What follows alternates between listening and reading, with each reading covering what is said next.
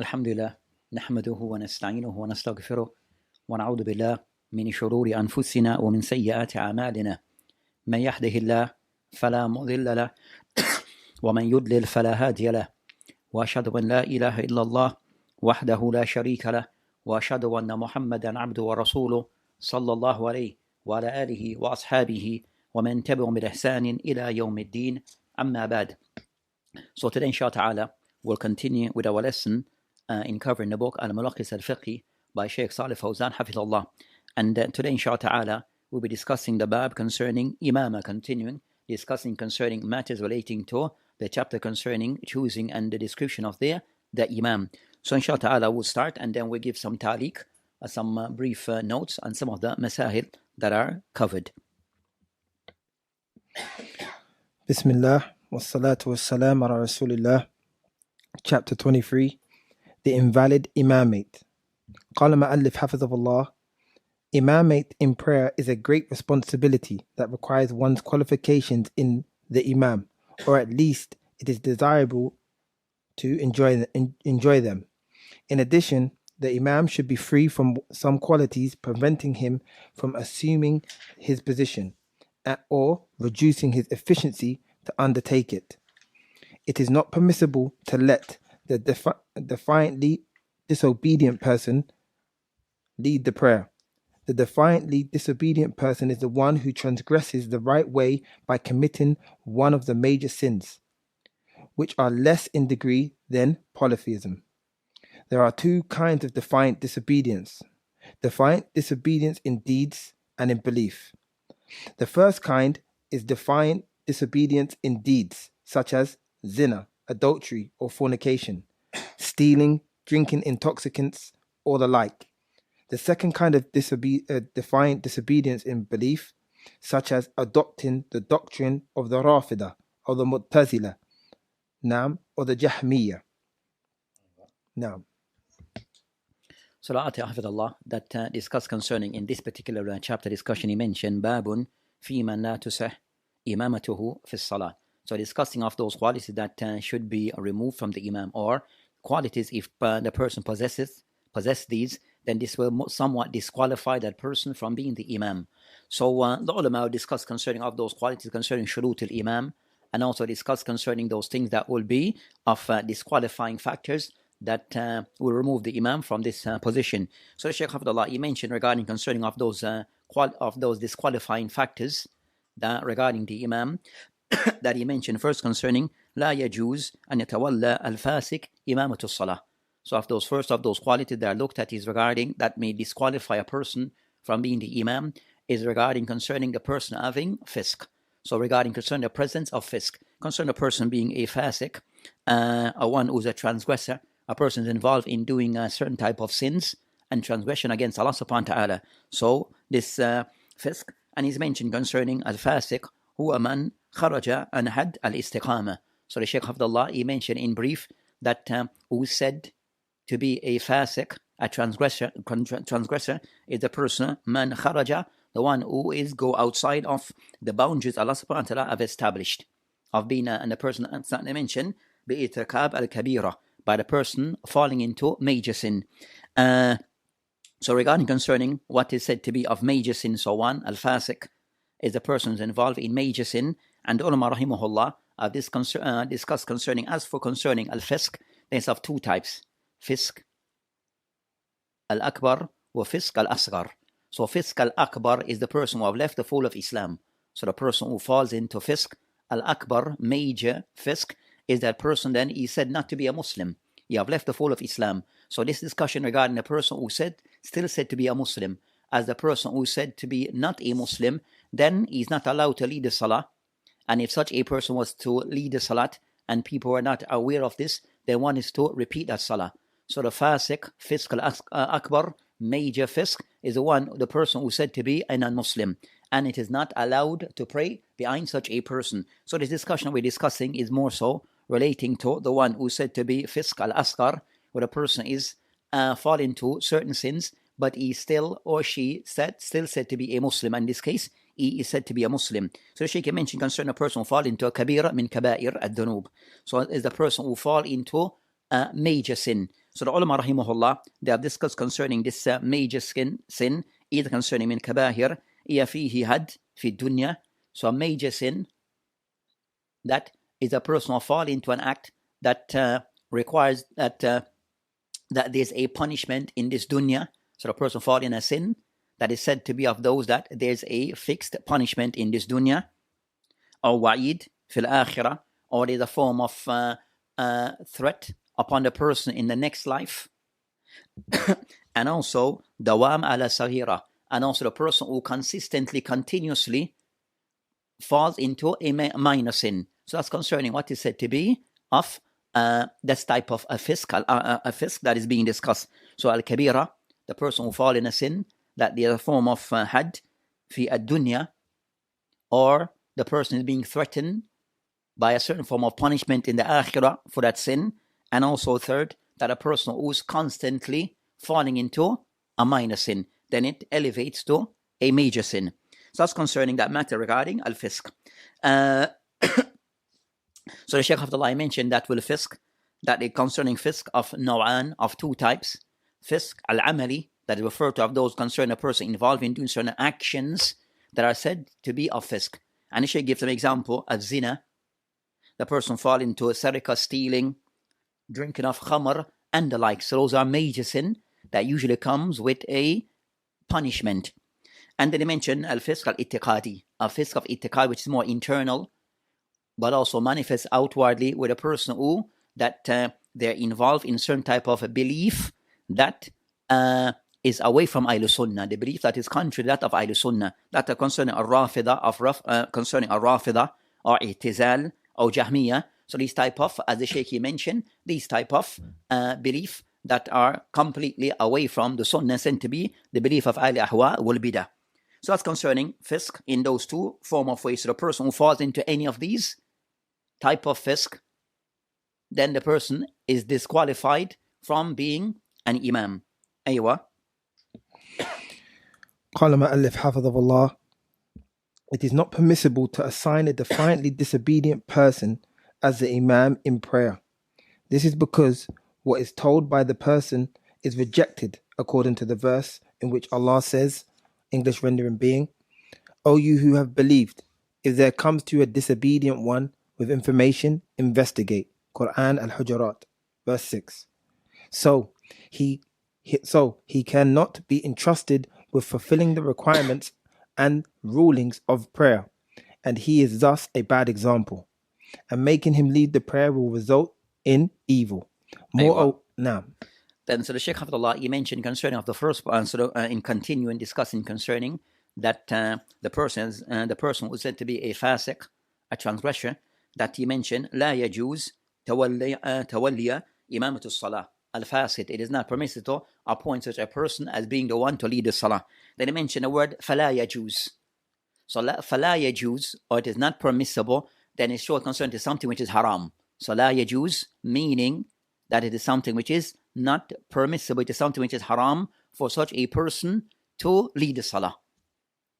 And with this matter, that you'll find concerning amongst the ulama, that regarding concerning hal tusa imamatul fasik, is it valid for a person who's a fasik to lead the people in salah? Is this salat accepted or not? With this, the ulama, they have two aqwal. So the ulama, they fall into two view on this matter, and these views are found amongst the Hanabila.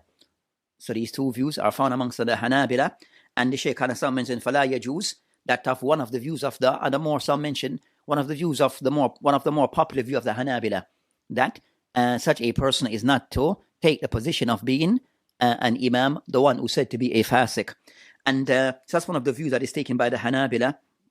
That's the person not permissible. So that's one of the views. And also the second view is that of the view of the Jumhur of the ulama. So Jumhur of the ulama, that they're all concerning such a person is allowed still, but it is something which is disliked. So the second view, it is disliked, but if the person led the salah as the imam, that salah is still acceptable, but he has done something, but it's something that has been done which is disliked. So that's the view that are present amongst the ulama. As mentioned in the book that they call concerning Al-Mawsu' Al-Fiqhiyya Al-Kuwaitiyya, it mentioned concerning يشترط للإمامة concerning that in a person being, they mention concerning that this is of those requirement. So of the ulama that as mentioned in Al-Mubda, Shar, Al-Muqna, that also that mentioned that there are these two views, that it is not a view, but they mention asah mal karahiyah, that is something which is allowed but it is disliked. So that's the second view held by the Hanabila. And the Hanabila, they're all concerning that whether the person fall into any of these fisk, it is qualifying from being the imam. Whether concerning amaliyah or itiqadiyah, it disqualifies him from being the imam. And I mentioned, so that's concerning a matter. They also added to this a matter which concerning a person's a mubtada'. So regarding concerning the one who said to be a mubtada' is such a person, just like the person said to be like a fasik. In the case of a fasik. So it is also we find aqwal. So of the ulama all concerning that such a person that are more so that person of the fasik that who find concerning of bidah that the person one he openly proclaim his bidah and his fisk. So the person outwardly openly carry out and call to this. So the person who openly involved in such an act. The second thing regarding concerning this fasik or the mubtada, that person also that they invite others to this. So they yad'u ilay, that they call people to their fisk and to their bidah. Third, that the person takallam, the person also he speaks of this and talks about this. So the person who communicate this bidah also, and also they mention yujadil alay, and also the person that he would argue on this point. He would defend his bidah. So the person who have these qualities, then that's the person concerned the fasik of that nature. Then it is the person should even more avoid praying behind such a person. You know, for the next fasik or mubtada, the person who yastatir, the person gonna somewhat it is concealed. It is bidah or fis, it is concealed. Then ulama mentioned that because it's something concealed, then because it's concealed, then praying behind him, then that's not an issue. Because it is something which is concealed, but a person will openly proclaim his bidah and act upon his bidah and call to his bidah and defend his bidah, then the correct view it is disliked to pray behind such a person. Disliked to pray behind such a person. But if you pray behind such a person, your salat is still acceptable and the person does not need to repeat his salah. And that's the call which is a-raja amongst the ulama. As in the case concerning Uthman ibn Affan, that when he was somewhat the Khawarij took control of Medina, and Uthman, he was somewhat put place under restriction, and that the Khawarij, they were the one leading Salah. So the people come to Uthman and complain that you are the rightful Imam, but because of your circumstance, we are being led by a person in the Masjid. And Uthman mentioned that to pray behind them if they are doing good. And also concerning, you find that Ibn Umar and other companions, that they mentioned that they pray behind Hajjaj, Yusuf bin Hajjaj, who was said to be a zalim, and others. So it shows regarding the qawl al-raja', that the fasik and also the person to be of ahlul bidah, that one it is disliked for pray behind them, and if one pray behind them, one needs not to repeat one salah. More so if that said concerning that bidah or that fis does not remove the person from the fold of Islam, is not excommunicated from Islam, then a person salat is still valid, as he still said to be a Muslim. So one salat is still valid. Aywa. قال مؤلف حفظه الله. Moreover, the Prophet sallallahu alaihi wasallam he says, no woman should lead a man in prayer, nor should a Bedouin lead a immigrant to Medina, nor should a wicked man lead a believer in prayer, except when he overpowers him with the authority, so he, the believer, is afraid of his sword and whip, i.e., he is afraid of his power, related by Ibn Majah. What proves our view here is the Prophet's statement, nor should a wicked man lead a believer in prayer. Wickedness here means deviation from the right way. Now, so the author, Hafidullah, that he mentioned concerning of the adillah that are used by the Hanabila. So you find that the evidence that is used here regarding the hadith in the Ibn Majah, that the hadith of that is mentioned concerning the hadith of Jabir ibn Abdullah, that is used regarding this point. So we said that hadith is daif. So the hadith here is da'if, that is being used regarding, as I mentioned, shahid, that one is not to be led, the believer is not to be led by a fajr, I mean concerning the person involved in fisk. So the hadith is da'if, but this is of the evidence that are used by those who say it is not permissible to pray behind a person who is said to be a fasik, and so that's of the evidence that they use, but this hadith is da'if. So it is the asl, go back, that is Muslim, and if it is is salat, and the case we mentioned that, even though it is this slight, but the person's salat is still valid, pray behind such a person. And you can find that Abu Hatim, Ibn Abdul Barr and others who mention this hadith is da'if, aywa, and others. Also Ibn Hajar, who mentioned hadith, isnaduhu wa'i, as in bulugh al-maram. So the hadith is da'if jiddan, that is used regarding proving a point that one is not to be led by a fajr. قال مؤلف حفظه الله, it is forbidden to perform prayer behind a defiantly disobedient person. Besides, it is not permissible to make him the imam in prayer when it is possible to do without him. It is prohibited for those in authority to assign a defiantly disobedient person as an imam, for they are commanded to observe the legal interests. So it is not permissible for them to let the people perform prayer behind a defiantly disobedient person. In addition, scholars disagree as to the validity of performing prayer behind such a person. So people should be guarded against performing prayer behind a defiantly disobedient person. The imamate of the one... No. So that's concerned a continuation regarding that matter, regarding that one concerning those who are responsible for the masajid to ensure that a person who take this position as being the imam, that they somewhat have checked the person, ensure the person is said to be of an upright Muslim. So one of the conditions the ulama mentioned regarding the person being imam of the people, that you have adala, that a person of credibility and of outstanding character. So these are the things to be mindful of regarding selecting and choosing a person as being the imam. So as another matter discussed concern that the author did mention, la to ummah, concern that that another matter concern that a female leading others in salah. So another matter regarding female leading others in salat, and is mentioned some of the books of al-fiqh, and of them concern al-mawsu' al-fiqhiyya al-kuwaitiyya. He mentioned yashtarit lil-imam al-rijal. So concern of the condition of being the imam of the salat, that one must be a man. So regarding concerning that, so that's of the condition regarding others from being the imam. So being the imam of the masjid and of the people, then it requires that a person should be of al-rijal, of men, al-dhukur. فلا تسع إمامة المرأة للرجال. And also it is not valid for men to be led, it is to be led by a female. So if a female was to lead men in salat, then the salat is batil. The salat is invalid. So that concern, we discuss concerning whether it's Juma or any known salah, then this is something which is not permissible. So as we might find that in a few years, that a discussion between some of the people that hadahum Allah, that they're trying to bring a discussion on the table regarding female leading people in salat. And actually some places they have actually carried this out, where female had led men in Juma or in salat, and it's something which is haram. Bil-ittifaq al-ulama. And for a person to believe this, then this is an act of fisk. And even could be an act of kufr. For a person to believe that the permissibility of female leading man in salat, then this is something which is dangerous. So the general thing is to kind of somewhat to clarify, as mentioned by Ibn Hazm in his book Maratib al-Ijma, that an ijma ittafaqu ala anna al-marha la tu'um al-rijal. That it is not, it's an ijma between the ulama that a female is not to lead men in salah.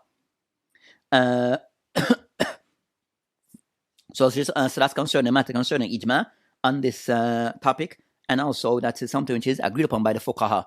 So regarding concerning this matter, that we should attend, that Muslim being aware regarding the boundaries Allah subhanahu wa ta'ala set. And of those boundaries regarding concerning that female leading men in salat is haram. And it's not acceptable in any circumstances. Female between themselves can lead each other, but for a female leading male, then this is haram with ijma of the ulama. And la yasih as-salah. نعم. قال مؤلف حفظه الله, the imamate of the one unable to bow, prostrate, or sit erect is invalid except when leading a person similar to him in the inability to do such acts in prayer. So in the case of the imamate of the one unable to perform prayer standing, when there is a person who can perform it standing, except when the former is the assigned imam and is afflicted with an illness whose recovery is expected to be soon. In this case, it is permissible for people to perform prayer behind him while sitting. This is according to what Aisha radiallahu anha said.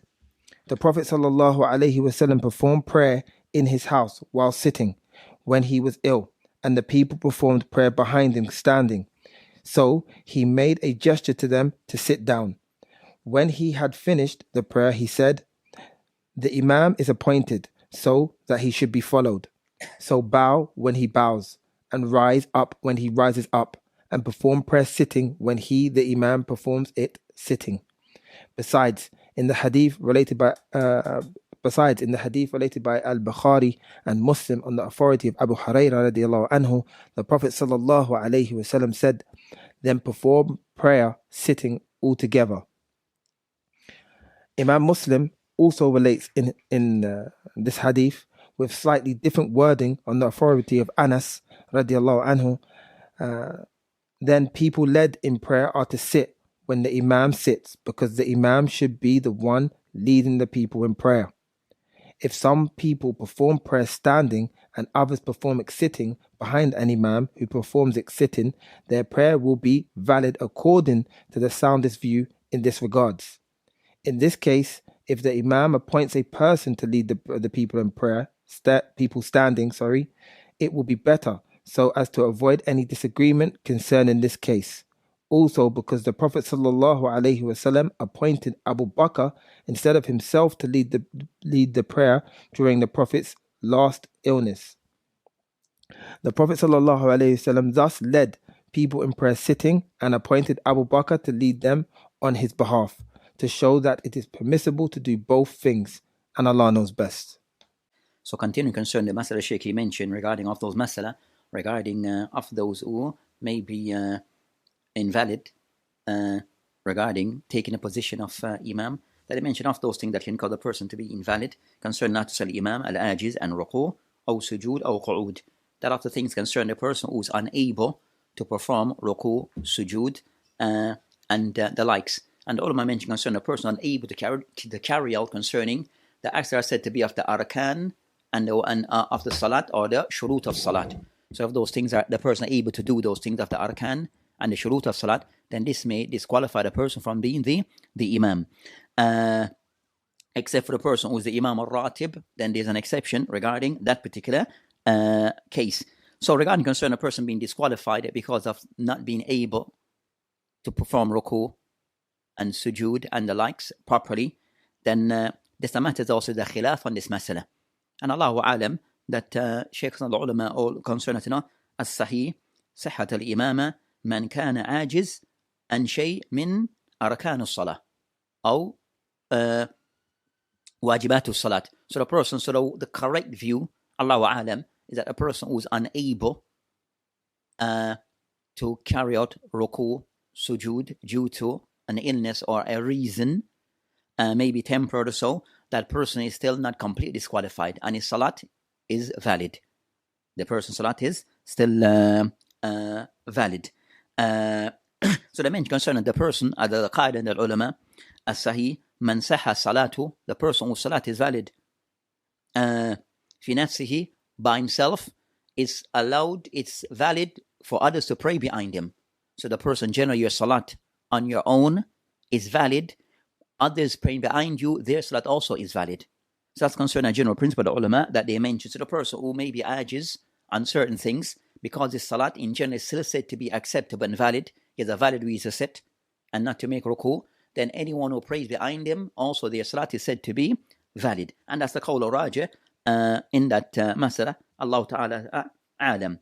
Another masala they didn't mention that we kind of somewhat add concerning Imamate al-Majhul al-Hal. A person said to be Majhul al-Hal, that a person is not known or unknown to the people. Nam. So I mentioned concerning a person who said to be unknown. You go to a masjid, or there's a masjid, your local masjid, but you don't know the imam. or you're passing by a masjid, but you don't know the hal of that imam. What's the imam? Then concerned that I mentioned that يجوز الصلاة خلف كل مسلم مستور. يعني concerns it's allowed to pray behind any Muslim who said to be unknown. مستور من لم يعلم هل هو ad أو فاسق, meaning must and a person that is unknown, that you don't know if that person is said to be adl or to be a fasik. You don't know, so you're unable to make that judgment. But so the person who is said to be unknown to you, then praying behind that person, it is yajuz, and the salat is valid. So that's concerning that particular matter. Then also the Shaykh mentioned regarding another scenario concerning that the evidence regarding that Islam mentioned that إذا صلى جالسا, if one prays a jalis, فصلوا جلوسا, that you should all pray جلوسا. صلوا جلوسا أجمعون, and some narration mentioned you should pray all behind him جلوسا. The ulama mentioned regarding concerning that concerning if the imam prays sitting, then you should all pray sitting with him. They mentioned that tonight is concerned this matter. The ulama mentioned that it's not per se ala, that is something which is mulzim. It's not something which is compulsory, but it concerning bab al-istihbab. It is something which is preferred. So the imam prays sitting, and that goes back to one, as the ulama clarify, look at how the imam started his salah. So if the imam started in a standing position, then due to maybe a reason, he was unable to continue the salat, doing all the normal standing, so he had to sit due to a reason, because he started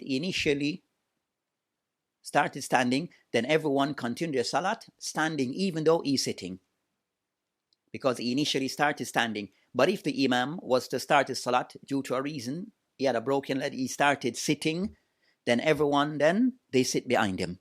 So it's to look at how he started the salat initially. If he starts sitting, then those behind prefer for them to sit.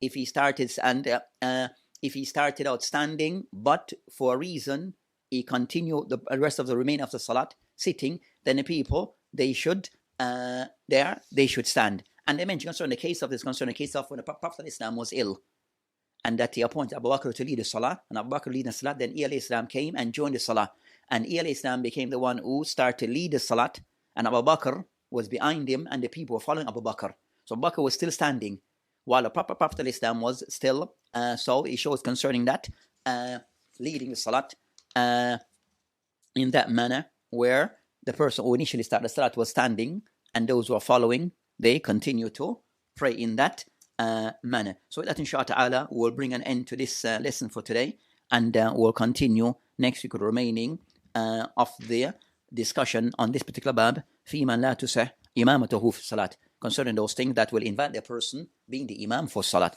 وبالله توفيق.